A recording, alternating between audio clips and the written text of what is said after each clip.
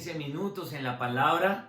Una vez más, ha sido un viaje provechoso, conveniente, excitante, emocionante al revisar el consejo de Dios en el libro de Santiago.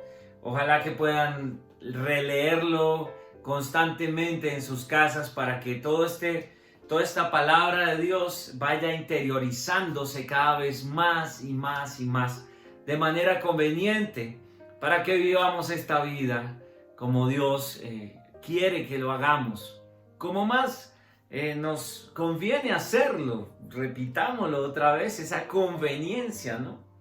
Y entonces el día de hoy quisiera que retomáramos, porque venimos en el pasaje del capítulo 5, del verso 13 en adelante, en donde se hace un énfasis importante en la oración.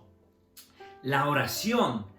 Y entonces de la mano de la oración vamos a revisar varios aspectos. Hablábamos la vez pasada del poder de la oración y que a veces nuestra oración no es contestada como nosotros esperamos, sino como más nos conviene. Nuevamente, la conveniencia de esta lectura, de la relación cercana con el Señor, es que de la mano de la oración podemos hacer ejercicio de comunicación y entonces podemos hacer un ejercicio de entender lo que es más provechoso para nuestra vida de la mano de la operación de la obra de Dios en nuestra vida.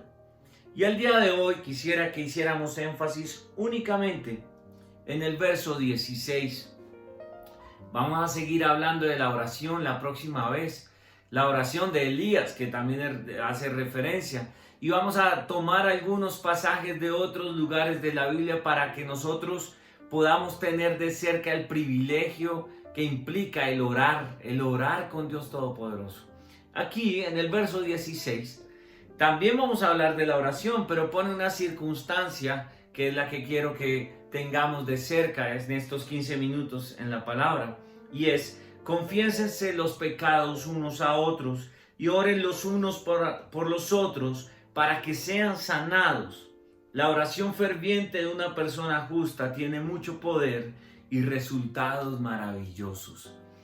Nosotros estamos detrás de los resultados maravillosos. Leamos la Reina Valera del 60, seguro que la hemos escuchado un poco más. Dice: confesaos vuestras ofensas unos a otros y oren unos por otros para que sean sanados. La oración eficaz del justo puede mucho. Y el día de hoy, en estos 15 minutos en la palabra, queremos resultados maravillosos. Pero ¿en qué escenario? ¿Cuál es el ejercicio que propone Santiago para nuestra mente, nuestro corazón en este momento? Recordemos que esta epístola está siendo escrita para la iglesia, para el ejercicio de las cosas que Dios quiere de la mano de la oración, de su voluntad en nosotros, en la iglesia, como parte de la iglesia. Y entonces habla de nuestras ofensas unos con otros. Y en el ejercicio de la iglesia, de la cotidianidad, del vivir, de todo lo que tiene que ver con nuestros temperamentos, diferencia de carácter, emociones, alegrías, tristezas, hay ofensas, hay pecados, hay cosas que definitivamente no nos agradan y a Dios tampoco. El Señor ya pagó por todo eso. El Señor ya pagó y entonces delante de Dios tenemos la tranquilidad de que nuestra vida está limpia por la sangre de Cristo. Pero en el trasegar del trabajo, de las relaciones, del vivir en la iglesia, a veces esta carne se comporta de manera inadecuada y ofende a los hermanos, ofende a los otros. Y entonces, número uno, es importante confesar nuestras ofensas. En la nueva versión internacional, habla de pecados más que de ofensas. Y es que los pecados ofenden cuando tenemos de pronto una reacción de ira inadecuada, cuando de pronto no hemos tenido un buen día y nos encontramos con el hermano y termina el hermano pagando los platos rotos de nuestro mal genio en casa, o cuando tenemos una tristeza muy profunda, o cuando de pronto venimos de una u otra circunstancia un poco desagradable. Y entonces el ánimo no es el mejor y terminamos ofendiendo y pecando contra Dios y contra los hermanos.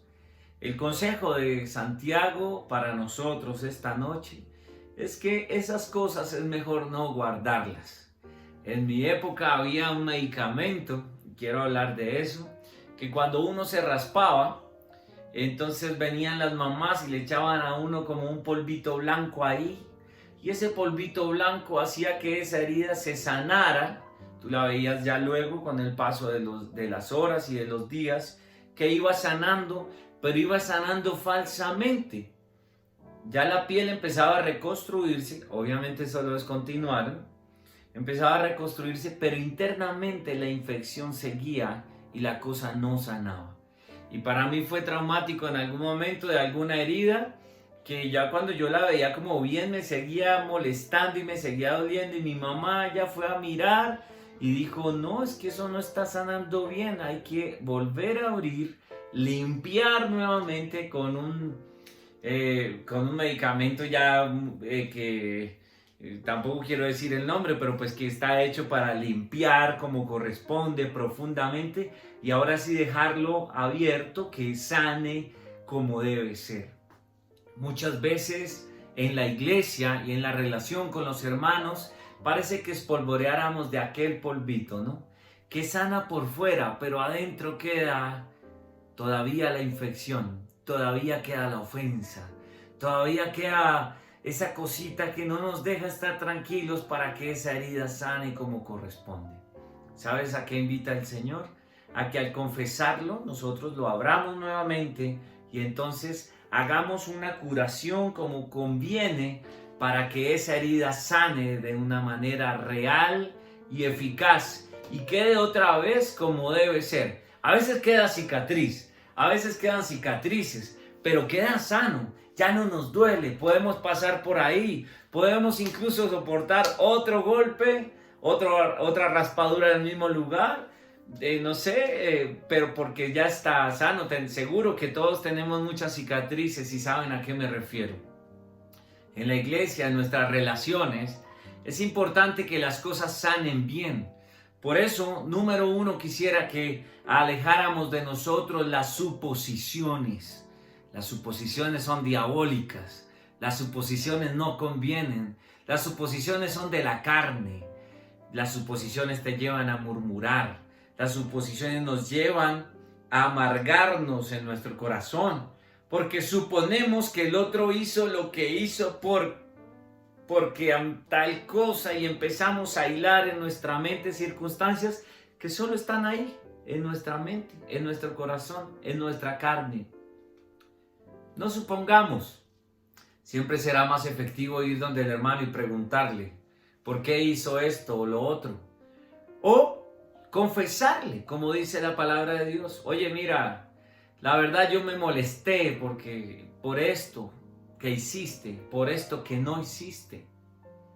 Y entonces eso me dolió y quiero que lo sepas, porque somos familia, porque somos hermanos y así podemos aprender y podemos crecer juntos. La motivación de todo esto es que nosotros podamos sanar las heridas que se van a dar en el día a día. La palabra de Dios dice, confiesen sus ofensas unos a otros, porque van a haber ofensas. Confiesen sus pecados unos a otros, porque van a haber, tristemente, van a haber pecados y ofensas en nuestra cotidianidad, en la iglesia, en nuestras formas, y a veces sencillamente se dan naturales por nuestros temperamentos y no porque realmente queramos ofender a los hermanos. Yo sé que la nueva naturaleza en todos nosotros es la de querer bendecir a los demás, querer ser de provecho, y todo lo que hacemos, nuestros dones, es interesante que nuestros dones nuestros talentos son dados por el Señor, pero los dones puntualmente no son para nuestro beneficio, sino son para el beneficio de la iglesia. En 1 Corintios 12, en Romanos 12, en Efesios capítulo 4 y en 1 Pedro capítulo 4 hay una lista de dones. Y me gusta pensar en lo que dice 1 Corintios en el capítulo 12, después de hablar de todos los dones, y en Romanos 12 también, pueden leerlos en casa. Hace un énfasis en que todos finalmente somos un cuerpo en donde unos hacen una cosa y otros hacen otra y se complementan como cuerpo de Cristo para que se beneficie el ojo, de la boca, del oído, de las manos, y no todos haciendo lo mismo, porque no tendría un sentido que todos fuéramos los mismos ojos o las mismas manos, no. Qué bueno que hace la comparación como cuerpo para que vean que es justamente complementario, justamente es un cuerpo que se ayuda y unos haciendo una cosa bendicen a los otros que hacen otra cosa. En este caso es importante entender que nuestros dones, que los dones que Dios nos ha dado, no son para nosotros, sino son para bendecir a los otros. Hemos sido creados, hechura nueva en Cristo Jesús, para bendecir a nuestros hermanos, para ayudarles y para que todos entonces complementariamente vayamos creciendo a la estatura de la plenitud de Cristo Jesús, que es la voluntad de Dios para todos nosotros. Y entonces por eso, en medio del ejercicio diario en la iglesia, aprendiendo de la mano de Dios, tenemos que entender que nos ofendemos. Pero qué bueno que podemos confesarnos unos a otros nuestras ofensas con el propósito de ¿qué? De seguir adelante, de sanar y entonces de crecer juntos. Porque la idea es crecer juntos, la idea es que vayamos juntos hacia la estatura de nuestro Señor, que es la voluntad. Dice el verso siguiendo la palabra de Dios en capítulo 5 de Santiago, donde vamos, y el verso 16, que hay que confesar nuestras ofensas y que hay que orar unos por otros. Qué bueno que yo pueda confesar con mi hermano, hablar con mi hermano, declararle alguna diferencia, de la mano de las diferencias que podamos tener, alguna incomodidad, y decirle: y voy a orar por ti, hermano, porque te amo, porque eres mi familia, porque eres mi hermano. No queremos destruir a los hermanos.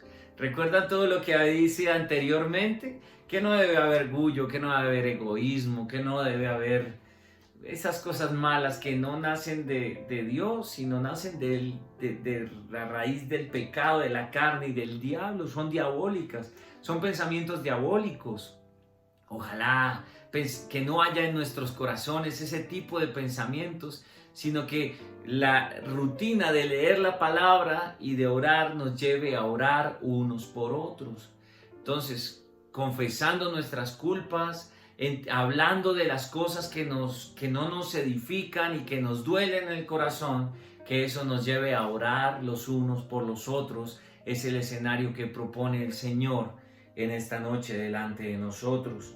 ¿Por qué? Porque de esa manera podemos ser sanados. Y no está hablando de la sanidad de una enfermedad, como ya lo hemos hablado en otro momento, sino está hablando de la sanidad espiritual.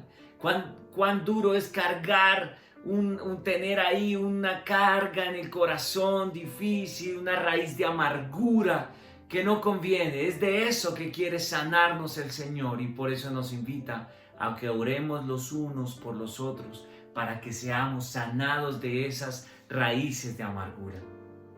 Recordemos que la oración eficaz, la oración del justo, puede mucho y nos lleva a resultados maravillosos. Quisiera terminar leyendo nuevamente el versículo 16 del capítulo 5 de Santiago. Confiésense los pecados unos a otros y oren los unos por los otros para que sean sanados. La oración ferviente de una persona justa tiene mucho poder y da resultados maravillosos. Cuán maravilloso es que estemos en armonía y con un corazón sano y limpio de amarguras. Ya saben, hermanos, confesemos nuestras ofensas y oremos unos por otros para tener resultados maravillosos. El Señor los bendiga a todos.